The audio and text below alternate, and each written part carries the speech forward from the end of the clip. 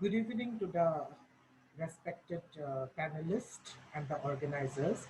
Thank you so much for giving me the opportunity to present my paper uh, in the International Conference on Identity, Myths, Communications, and Cultural Narrative.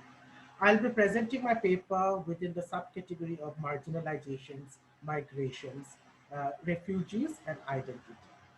So today, the topic of my paper is sexuality, gender, and the Indian state, the political identity of the transgender community in India. So for my presentations, I would like to share a PPT that I have made for this presentations. So yeah,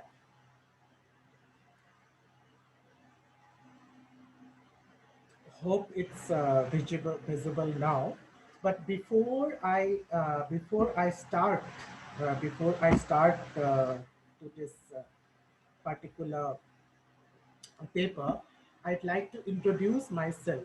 And I'm Costa Prabhapati, and I'm an assistant professor in political science in the Royal Global University, which is a leading university of Northeast India. And I teach generally the papers related to international relations and Indian state, and my interest about the alternative sexuality and the gender in the Indian context is very new. So let's start with my paper. And so, first of all, if we start that the concept of alternative sexuality in the Indian context is a very highly contested subject, and it is very few people have addressed about the various issues related to transgender community or the alternative sexuality, and definitely they fall within the category of the marginalized, the one of the most marginalized section of the Indian society. Because if we see, even still, like the uttering of the terms like alternative sexuality, hijras, othis, gays or lesbians will make certain section of our society, even within the academic circle, highly uncomfortable. So so why this problem? Number one, because we basically follow the traditional model of two genders, that is borrowed from the British colonial system, and this binary notion is highly restrictive for the trans man and trans women for their sexual identity. They cannot express their sexual identity fully in the or without any restrictions in the Indian society. So their sexual preferences basically are suppressed by the Indian state, and there's so many restrictions in the political and the public domain by the Indian state, and so they face constant discriminations, constant abuse, or other form of suppression by the Indian state. So this paper is basically an attempt to understand the complexities of the third gender or the transgender identity in the context of Indian state.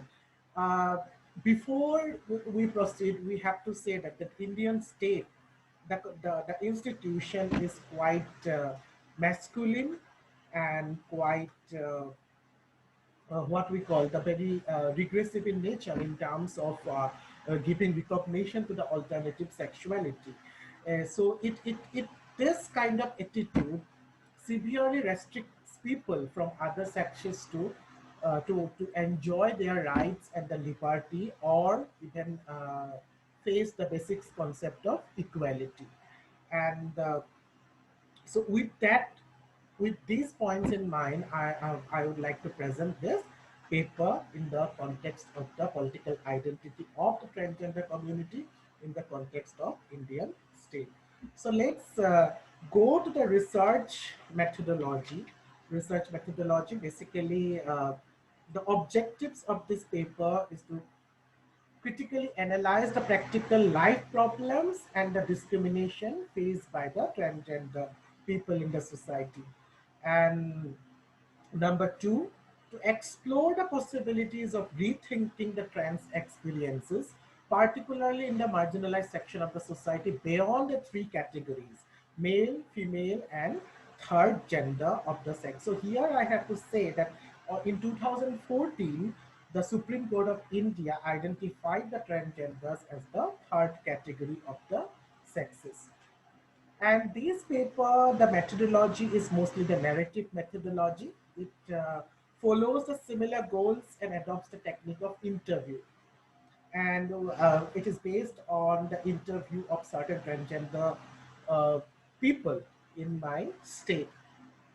And for that, the Guwahati city has been identified, and certain areas are identified for conducting these interviews. Then, of course, majority of the research is done during the pandemic time, so even data are collected through the telephonic interview. So basically, let's start with the with my paper. And so before going beyond, like beyond understanding the transsexual identity, uh, we have to also say that still the law has the Supreme Court has passed a verdict in 2014, but very few has been happened. Like if we see the Indian institutions like Union Public Service Commissions or even Elections Commission or the Indian Army, Navy, where still the transgenders are not even recognized. And joining this kind of elite services is still a distant dream for the transgender community of India. Now, let's start with who are the transgender people, basically. So, in very general, in a very basic form, these are those people who basically disobey social and traditional gender norms. They are they don't identify in the stereotypical form of male and female. Some of them maybe doesn't have that particular organ, or they may be in between.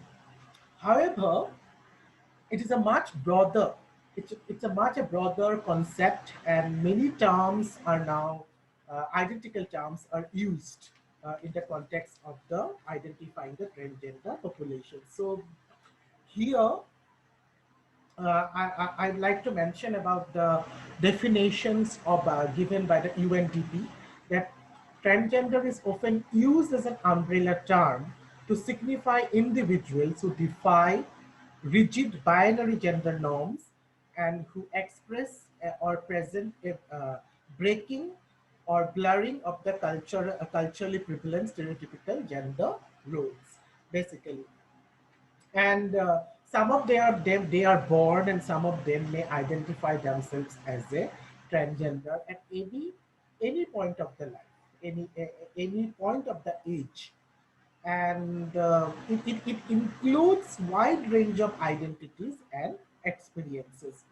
And basically, the transgenders are those uh, who refutes or who conflicts with the heteronormativity. And however, still it is considered as a taboo or such a problem in the context of the Indian state. Being born as a transgender is a very normal biological process, because uh, transgender people are individuals who belong to any age or sex whose appearance, personal features, or behavior vary from stereotypes about men and women are supposed to be or supposed to behave. And in the human history, there are references of transgender people throughout the all over the world, even in the uh, all time of the history.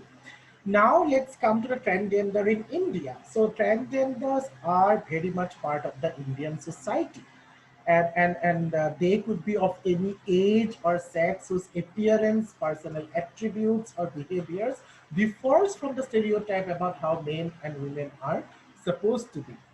And there are references even from the very ancient time. This is not something new. We have even references in the ancient texts like Puranas and Upanishads as a Tritiya Prakriti, or even in the text of Kama Sutra, there are references, and uh, mostly various terms were used in the ancient texts like Napunsaka and Tritiya Prakriti. Then currently we have that in India, the transgender are a part of the larger society known as the Hijras, Kinnars, and then Shiv Shaktis, Jogata, Jogapa. So they are part of the Indian culture, and there are references in all the three major religions that originated in India. So it's Hinduism, Buddhism, and Jainism. Uh, so, however, despite so much of historical context, the modern Indian state does not recognize or refuse to recognize Hijras as a women or as an alternative sex, and that deprive them to stroke several rights that Indian citizens take for granted. And however, as I already mentioned, that on April 2014, the Supreme Court of India declared transgender as the third gender. Uh, let's go to the next slide.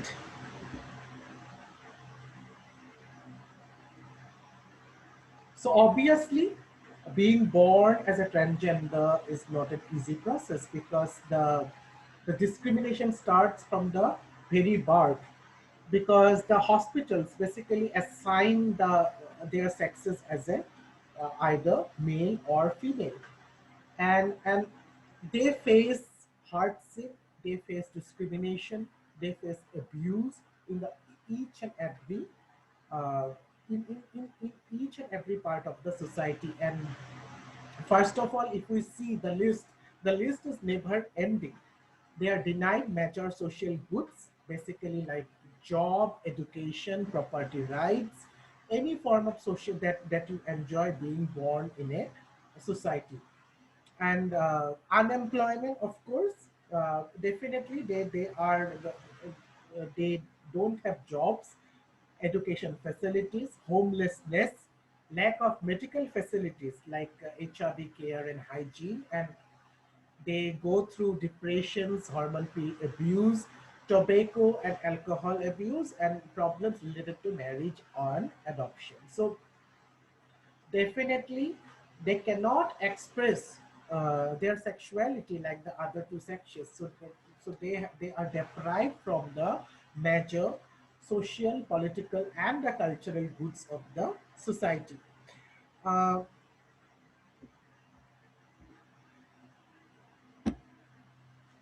so now let's come to the political identity part, and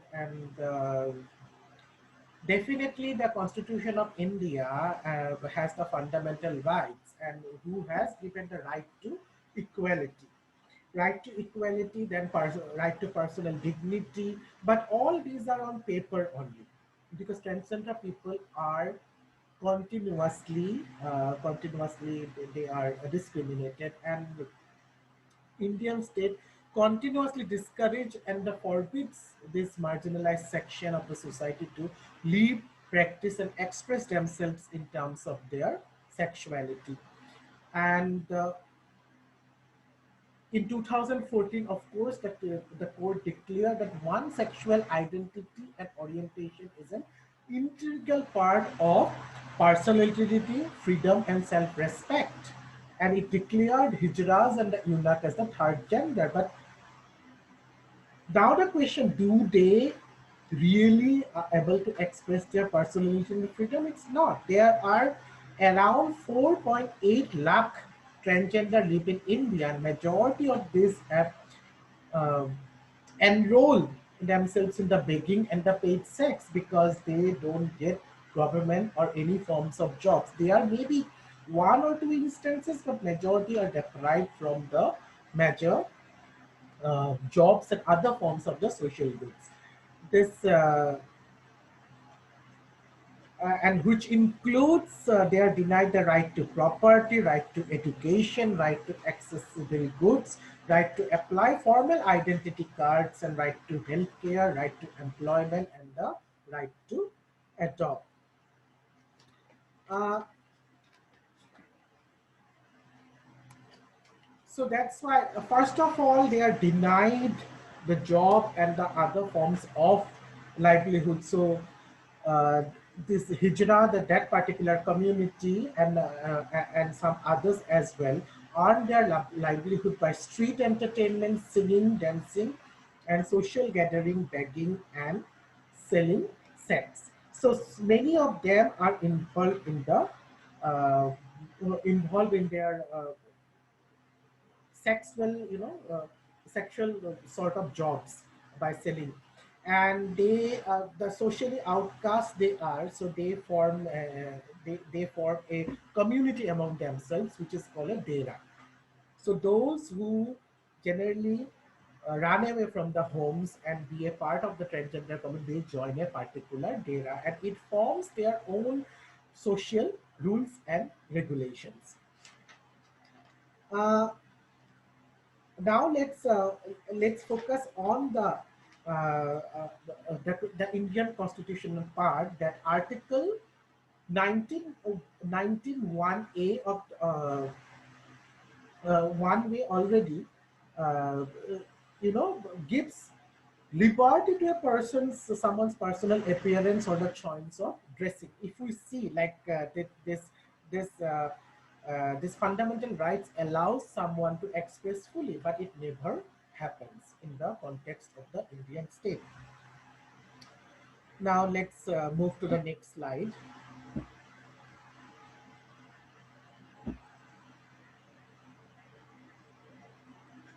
Yeah.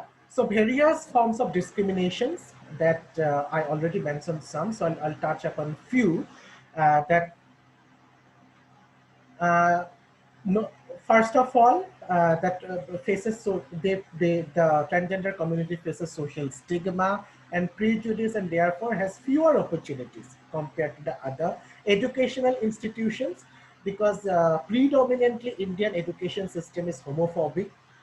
They, even teachers also, they don't know how to deal with the transgender students, and even they are abused, they are beaten up by their classmates if they show certain trends, and especially the boys who has little bit of effeminate characteristics, or who they are labeled as a chakkas, or terms like koti. So it's very difficult for them. And basically, if we see, the Indian education system has failed to create a safe environment for the transgender sections, and because they cannot continue their studies without harassment, intimidations, bullying, discriminations, and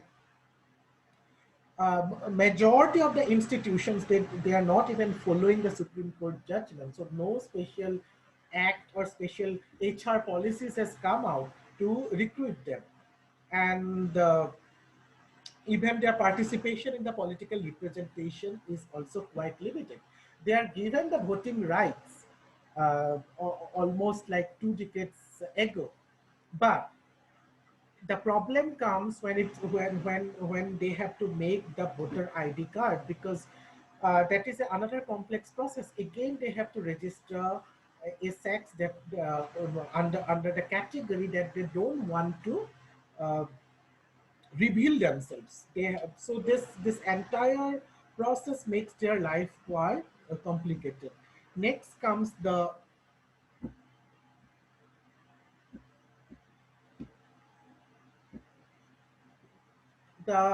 shortcomings of the Indian states, like so no access to public bathrooms and toilets. There are no special category. Even they are employed, there are no no separate bathrooms for them.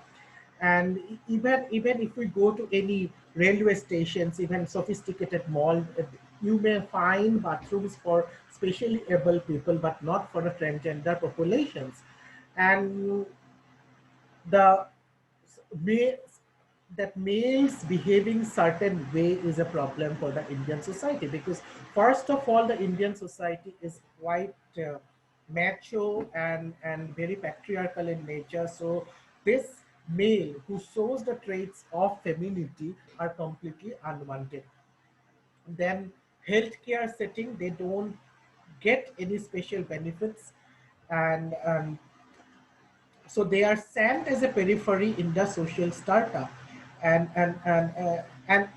Indian state is even very much, problematic for those who wish to go for a sex reassignment surgery. The process is so complicated, and this surgery is not done in the government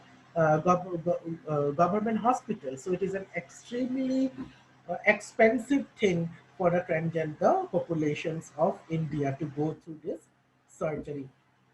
Now, let us come to the in the context of Northeast India. The situation is very bad. Not a single state has taken any measures about the transgender population of the Northeast. In the case of Assam, there's a significant number of this community, and they have to go through a tremendous pressure during the NRC, the National Registration for Citizenship. First of all, they have to prove their citizenship by showing their home address and other forms of the identity cards. But the majority of them fail to produce because they run away from their home. And so these are the experiences mostly shared by the transgender people that we have interviewed who work here in the streets of. Then uh, since it is no identity card is being issued by these states, so there's a great fear if the NRC come into practice, majority will lose the citizenship, and any form of state benefits they will be deprived. And so in other states, especially like Meghalaya, Mizoram, and Nagaland, the Christianity has the role of the church who does not recognize transgender and homosexuality. So many people they are afraid to come out and identify or declare themselves as a transgender. So I think I have not much time left, so I'm going little fast now. So definitely here we have to mention about the Transgender Person Protection Right Act that came into existence in 2019, which would try to address these sort of issues in a very holistic and a new approach. And the act prohibits discriminations against the transgender persons, including denial or service of unfair treatment, education, employment, most of the areas that I have mentioned. It also promises that education will be easily available for the transgender population, and also recognizes following offenses as a the following offenses against the transgender persons, like forced or bonded labor, denial of use of public places, removal from the household. No doubt this act is quite promising. Now the question arises, does it really creates that identity of a separate identity for the transgender that which has been deprived so far? So lots of protests actually happen about this act, and there are certain loopholes about this act. So first of all, for getting the identity, you have to go through several ambiguous procedures, and which are prescribed by the executive or like bureaucrats of the Indian state. And all of us, we know that particular class is extremely homophobic and non-cooperative. So it will be very difficult for them uh, to go through and reach the gender procedures. Then there's a no mention of enforcing authority to stop discriminations, and uh, because discrimination is going everywhere, there's a no stop about it. Then majority of the things are promised here are already promised in the Article 14 of the Constitution, so nothing new is coming through this act. And this the most controversial part of this act is that the act requires transgender person to undergo sex reassessment surgery, after which they would become eligible for receiving certificate of identity cards as a member of the opposite sex to the one assigned and part. So those who don't go to surgery, they are basically left behind, and the punishments mentioned by this act for those who commits discriminations and violence are very less. It's only merely 2 months or 2 years. It is really. So now, of course, I have come to the last part, that the regressive or the uh, discriminatory nature of the Indian state was quite visible in the COVID-19, because all of us, we are familiar with the how the marginalized sections are neglected by the Indian state and other state machinery. We saw that, but we basically presented a very goody picture that about how the people are benefited, and very positive picture. But if we see the COVID guidelines and the COVID restrictions completely erase the transgender community. This community, they struggle with lack of money, food security, stigma, and safety and mental health issues. And majority they work at the social sphere, like collecting money and dancing. So they were completely, those activities were restricted during the lockdown time. So basically they have no food or nothing to eat. And those who were even those who were even got COVID positive, they have to undergo even more discriminatory procedures. First of all, the majority are identified as a male, so they have to register as a male, and there are no separate quarantine center for this particular, except in Manipur, but majority of the state. And uh, the welfare schemes, they could not enjoy. First of all, none of them has the identity card. So not getting identity card deprived themselves from majority of the welfare schemes during the COVID. And they are not the privilege like us to work work through internet or work from home. So so their life become extremely challenging, and the lack of awareness and the healthcare support make them quite vulnerable, because majority of them suffer from HIV AIDS. and and those who are planning for undergoing sexual reassessment or sexual transfer surgery were halted, declaring it as a non-essential service. So delaying that particular operations and taking hormones and all even made them more vulnerable.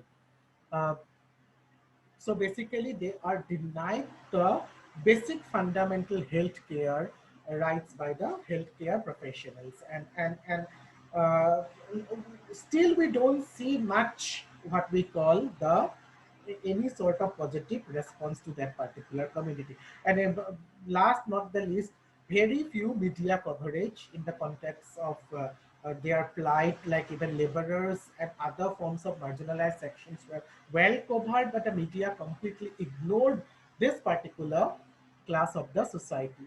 So I have come to an end to my presentation. So basically, all the all the discrimination, abuse, or any forms of oppression that I mentioned, that I mentioned for the transgender community, it is happening because of their marginalizations and the regressive nature of the Indian state, because they are marginalized, being engaged in a low-paying, low-skilled jobs, leading to poverty and further discriminations. And they don't get employment, education, healthcare, housing, and the public services. And their economically, socially, and the cultural exclusion emerge from the low level of education and how dropout rates.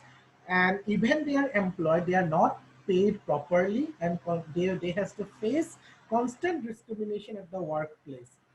Uh, and not getting identity card or bank accounts make their life even more complicated, and mental harassment and discrimination was more prominent than physical violence. So the they have to go through constant trauma of deprivation, not even expressing themselves fully in a democratic society like India.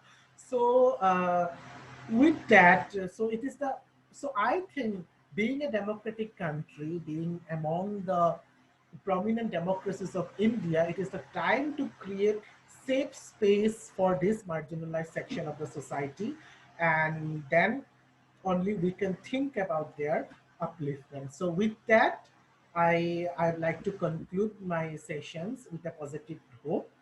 And so these are some of the selected references of my presentations. And thank you so much for giving me this opportunity. And thank you so much.